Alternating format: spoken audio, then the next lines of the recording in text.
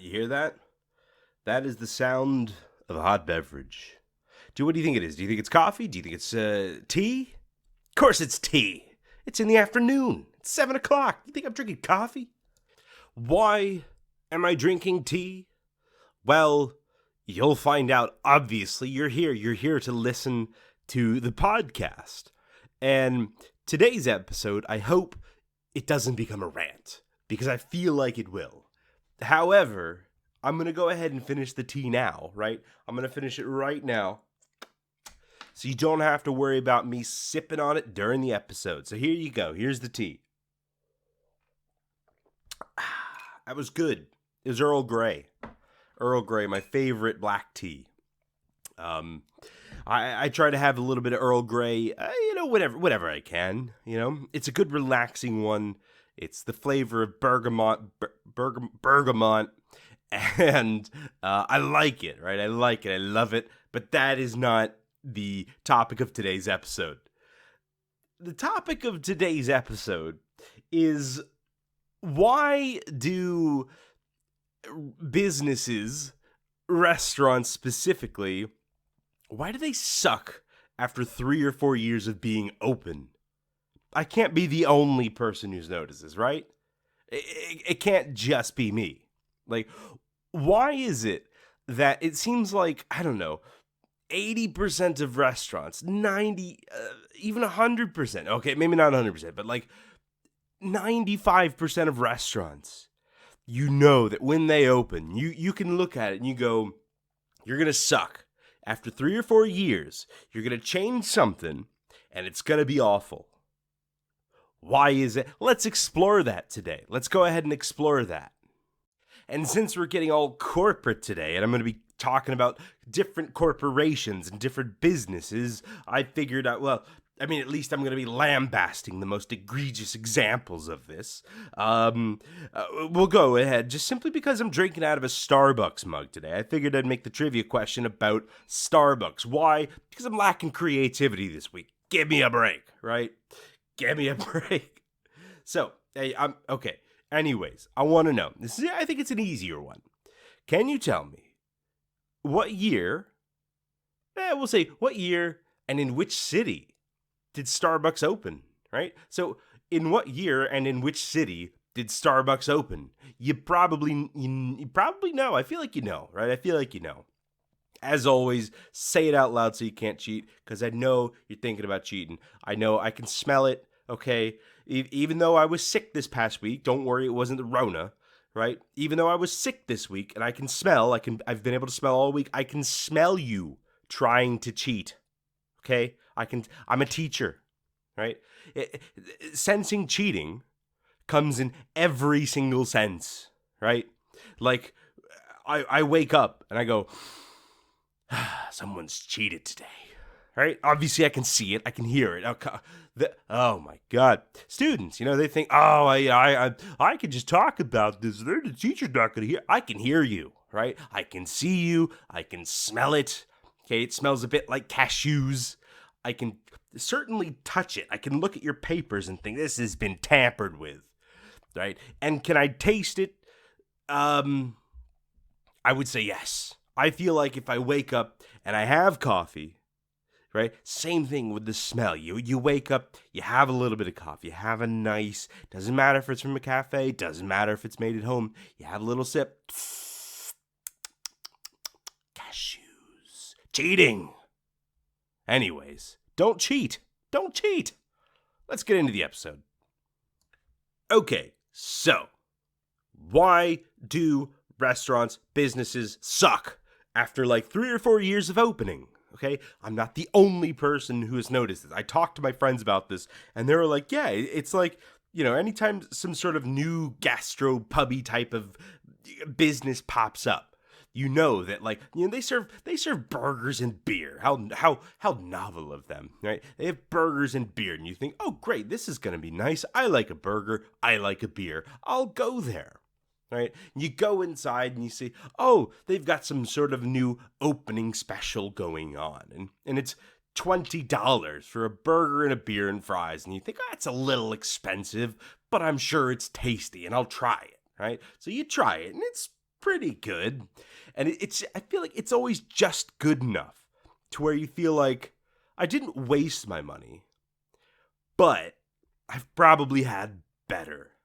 And you're just like, ah.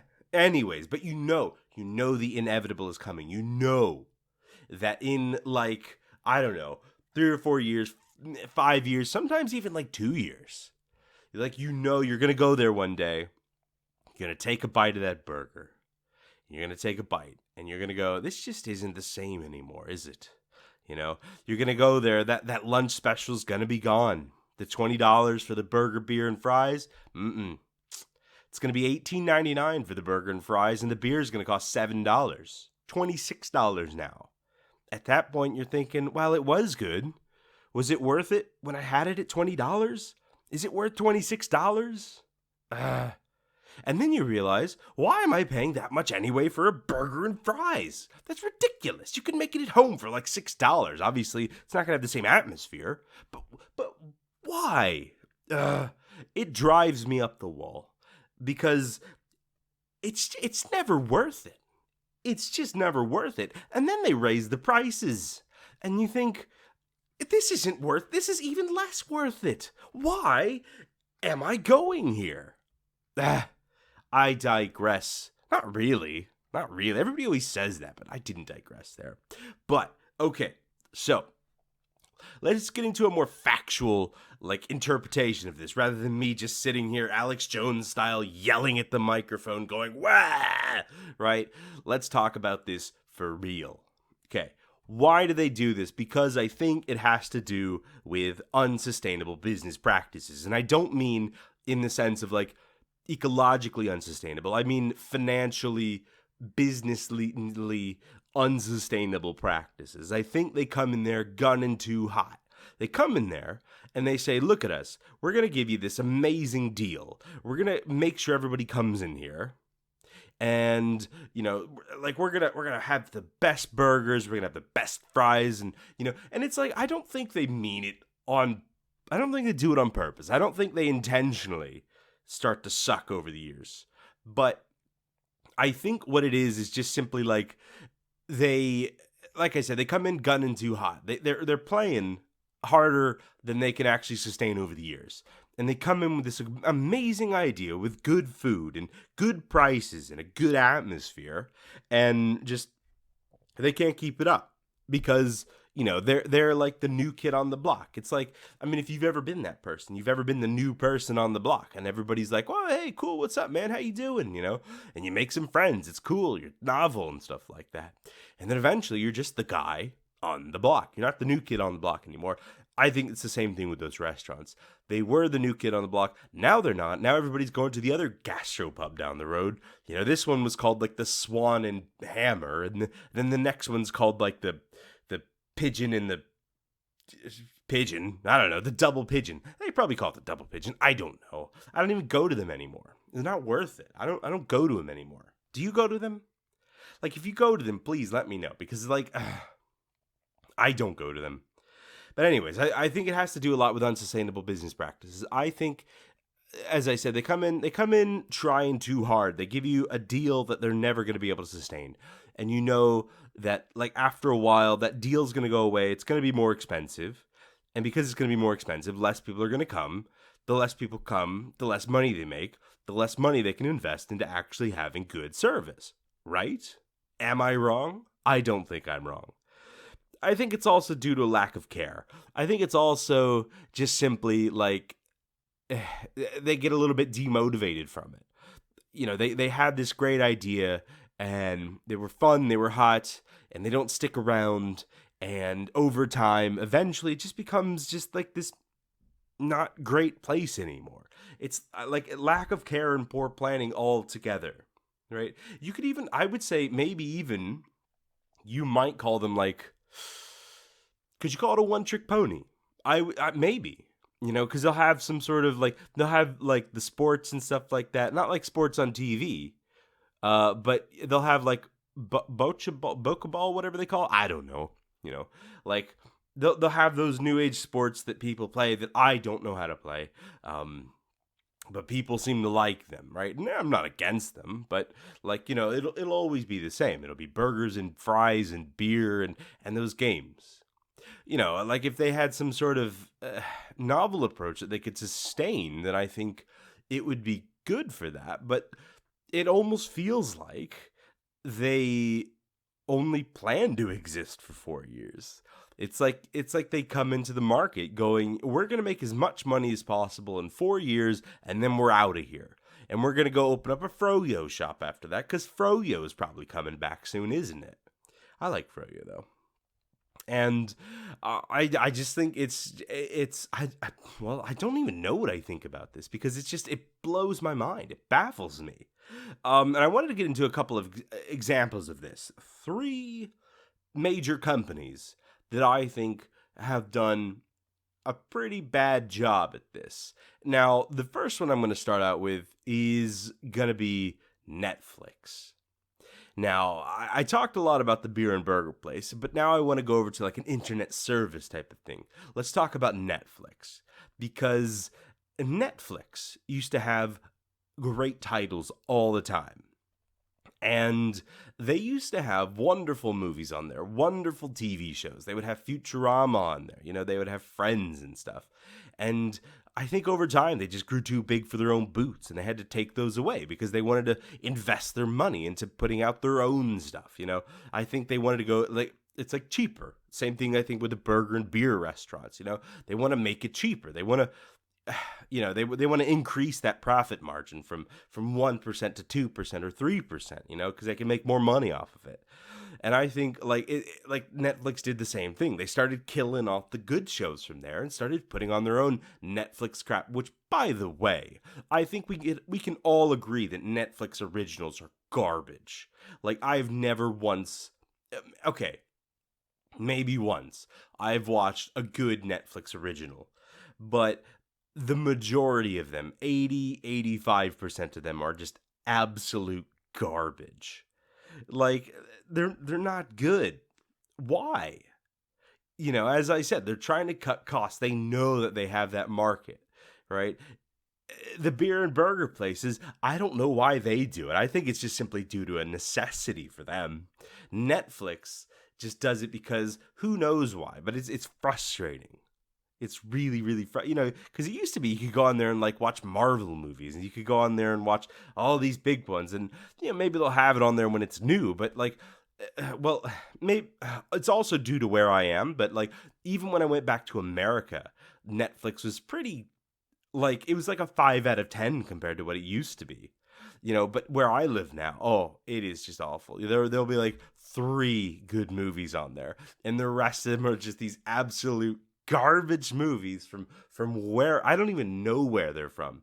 Who made these? They're not like homemade movies or anything. They're like professionally made movies, but you watch them and just like the acting's just like, the writing is awful, and the cinematography is pretty decent. But I mean, is that hard these days? Anybody can pay $5,000 for a good computer and $5,000 for a good camera, and you could make something that looks visually better than something made 15 years ago easily, like at your home, if you know a little bit of that stuff. I don't know what Netflix is doing, and it drives me up the wall. Another one, though, that I would say maybe less of an example, but Amazon. I feel like Amazon was the same way. I feel like they used to have these good products on there. I felt like you could always just go on Amazon and you could just get exactly what you needed, and it would just be on there, and it would have like, you wouldn't have to wade through just miles and miles of this knockoff AliExpress crap that's just kind of flowing through there. It's just it used to be able to, like, okay, I need a new handlebar for my bicycle. So you go on there, bike handlebars, first one, reputable brand. Now it's just like you got to sort through all this Chinese crap on there. And it's not, okay, I'm not saying like Chinese stuff is crap. I'm saying all the stuff on Amazon that is crap, 90% of it comes from Chinese. And we all know that's just how it is, because it's just cheap to produce stuff there, right? It's no fault of China's. It's not anything to do with Chinese culture. It's to do with the exploitative Chinese sweatshops that they use to make these things. Anyways, I think Amazon's another big example of this. However, though, I do want to go to another one that pops up a lot around here, where I live in St. Petersburg. And I think anybody from St. Petersburg will agree with me on this one, which is a lot of the times it's cafes. Maybe it's the same in America too. I don't. It's honestly, it's been a long time since I went to a cafe in America, at least 5 or 6 years. So let me know if it is like that. But okay, so let me just kind of tell you about how it goes, and if it's the same for you, please let me know, because a lot of the times it's like you'll get this new cafe that'll come in, they'll have, good coffee there. Yeah, good coffee, right? Not great, but good. And you feel like I can get a cappuccino. And they even offer cappuccinos with coconut milk or something like that, something like alternative. And it's pretty good. They got pastries there, they got bread, they got whatever there. And you can go there and you can get it. It's pretty fresh, it's pretty tasty. And, for a good price, it'll be like, let's say $5 or $6 for it here. It's well, what I do whenever I go to the cafe, I always get a cappuccino with coconut milk and usually some sort of croissant with it, and it's like 330 rubles, which is, I don't know, $5 or $6, and it's pretty good. And thankfully, this cafe hasn't had this effect of just being bad over time. But there's been a few around where it's like, you used to go there and you used to get like your cappuccino or whatever like that, and it used to be good. But then you taste it and you're like, they switched coffee or something, and it's just bad now. And you just wonder why. It's like, what happened to this? So like you were on to a good thing with the good coffee. Like, if you're a cafe, coffee is your big thing. Don't switch to a worse coffee, because that's like if McDonald's said, we're not going to, sell our beef patties anymore. We're going to make it from some sort of weird amalgamation of various, New York City dwelling bird meats.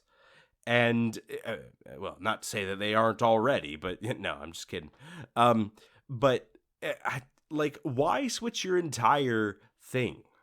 But I think the worst part is it's less about the coffee, though, because coffee, even okay, so bad coffee is pretty bad, but not great coffee is still, it's drinkable.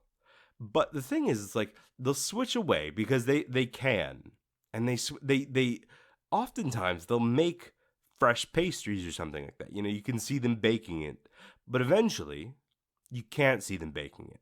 And there's a reason for that, is because they start using frozen ones, or they start using out of the wrapper ones, because obviously they don't have time to make all those desserts, but they still want to sell them. They want to get you in there. And, it's just, and they're not terrible, but it's just like supermarket level stuff, you try it and you're just like, it's just not there. It's just not good anymore. And it's like, I came here because you guys used to have these good little cakes, or you had these good little pastries and stuff. And it's gone, That's always the worst thing, though.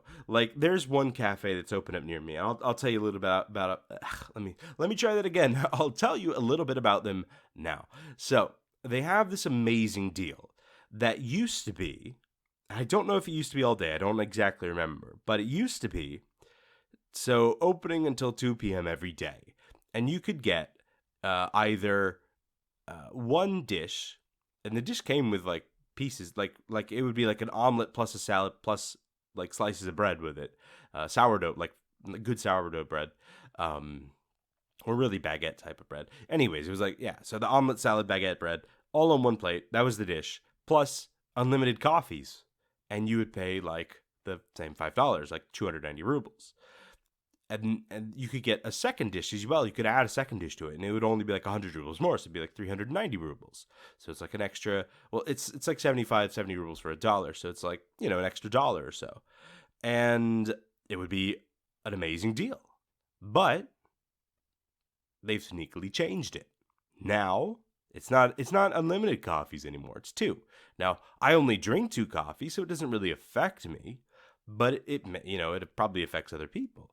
And, maybe there's a day where I do want 3 coffees or something, And I'm not complaining too much, because it's still a fantastic deal. But, It makes me worry for the future. It makes me think, in the future, is this just going to be one coffee?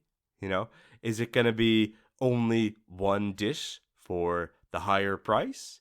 Or is it just going to go away in general? It's like, it makes you fear because places do this all the time. That it changes because they want to save money. That's all it is. It's all it ever is. Cafes and gastropubs are the worst offenders of this because it's so easy to make it cheaper there. They go away from like freshly cut potatoes for making French fries, and they start bringing in frozen ones. Instead of having fresh beef, they have frozen beef. Take an example from Wendy's, right? Fresh, never frozen. Come on. Anyways, let's get it more of a positive side to this. How can they fix this? Because I don't think it's that hard to fix. I think it just involves caring. It involves giving I'm not going to say it because I try to keep this podcast non-expletive, but you need to give a T because it's your business. It's literally like there's the phrase, none of your business, right? And this is the same. It is your business. It's your livelihood. Why not provide a product that people will like, right? Provide a product that people will be happy to review in a newspaper and go, this place is great, right? Everybody knows that word of mouth is an amazing way to spread ideas about things. And if you have a good restaurant, people will talk about it. People will post about it on social media. People will post about it on YouTube, on Twitter. That's how things get around these days. People just tell each other, and people are happy to tell it. People are happy to advertise your restaurant for you if you just have a good product. This burger place that I used to go to all the time, the one that really sparked off this idea for me, was I used to recommend them because the burgers were good, the fries were good, and it's just the sauces were good. But the last couple times I've been there, they just didn't even have fries. How do you run a burger place? How do you have a Saturday lunch? It's not even lunch. It was 4 p.m. when I went. They're just no, we just don't have fries. How little fries are you ordering that you run out before 4 p.m. at a place that opens at 9 a.m.? I just don't understand. What are you going to do for the rest of the day? And the burgers used to be better, but now they're the burger was thinner. There was just less stuff on there. They start taking away stuff. That's always the thing. The patties get smaller. The stuff on the burger gets less. And I don't like it. Because it's just I'm an English teacher in the sense that I'm not going to start I'm not going to go, oh, well, I'm going to offer, an hour and a half class, and it's going to be a good lesson with a good book, and, we're going to do this hour and a half lesson, and it's going to be great. But then the next year, I offer just an hour class, but I still charge the same price. I'm not going to do that, right? Because people are going to go, well, you used to be better. This used to be a better deal, but now I don't like it as much. And they're going to tell their friends, if I did that, and some of my students had friends that wanted to study, they go, well, it used to be a good deal, but he changed it. It's more expensive now. And that would make people worry because people would think, oh, if he's changed it now, is he going to change it again? Because I very well could. Same thing with the restaurants. Are they going to change it again? Probably. Because they want to save money. That's always what it comes down to is the manager wants to save money, or someone, if it's a chain, someone in corporate wants to save the money. If you treat your employees better too, because a lot of those places, it's you go there and you just see the employees, they look miserable because they probably get paid minimum wage to stand around and take orders from people that hate them. And, they're trying to sell burgers that are 3 times their wage. And it's just of course they don't want to be there. Of course the service is going to suck over time because they're just tired of it. And everybody gets tired of it. And then these places close. And you know what happens when they close? Another one opens, right? It's a never-ending cycle. I can, as far back as I can remember, That's just how it goes. Like these places open and then they close in a couple of years because they're fun, they're trendy, they're hip, they don't care. And then they close. And then you know what happens? Whatever's new comes in. And it's going to be the same thing. The first couple months are going to be good. Then the next 2 or 3 years are going to be okay. And then it's going to close. Blows my mind, right? This isn't the 90s anymore, right? Millennials, Gen Z people like quality, okay?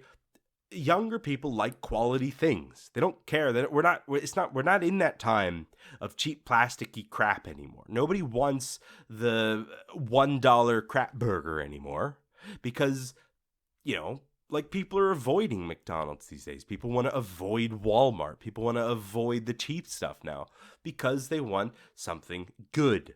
That's why you see online with like millennial stuff, Gen Z stuff, Gen X stuff as well, I guess, but less so.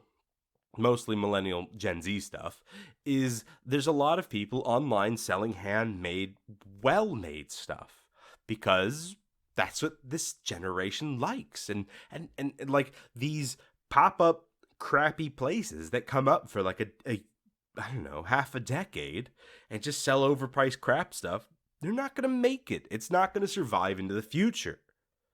So future-proof your business. If you're going to offer a good product, keep it, right? Because as soon as it starts becoming crap, people tell their friends, oh, that's the place that used to be good. But it's not good anymore. Let's not go there. Let's go to this new place. At least they've never had the chance to disappoint me yet.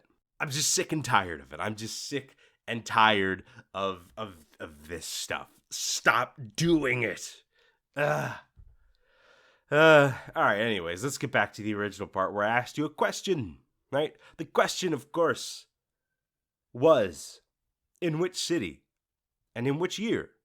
Well, I guess the other way around. In which year and in which city was Starbucks opened in? So, give you a second to think about it while I rearrange my desk and put my Euro 2020 sticker on something. Don't know where to put this sticker. There's always like, where do you put a good sticker? I don't know. Anyways, all right, the question.